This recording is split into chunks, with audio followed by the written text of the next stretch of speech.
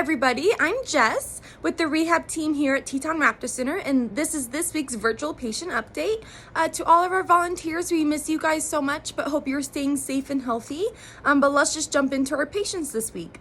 We currently have 4 birds in our ICU and oxygen room this week.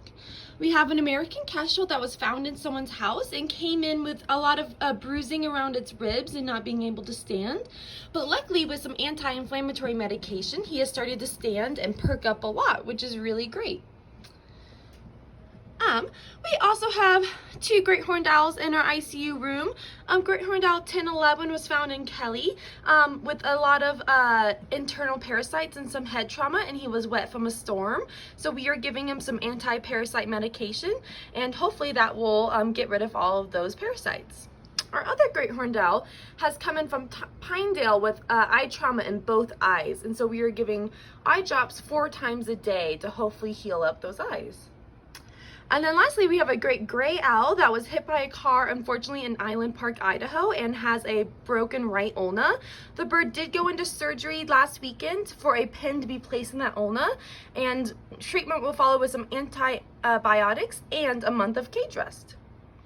And then we have 9 patients in our Muse for a total of 13 birds this week. We have a Redtailed Hawk that is healing really nicely from a wound on its right hip.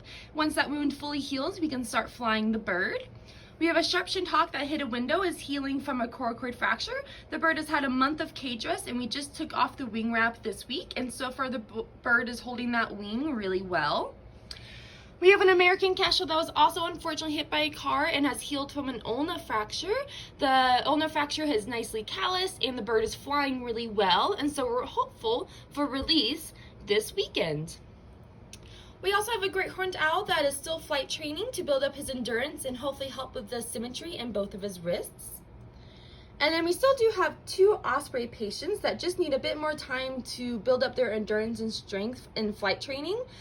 We are considering if we need to overwinter these birds to give them that time they need.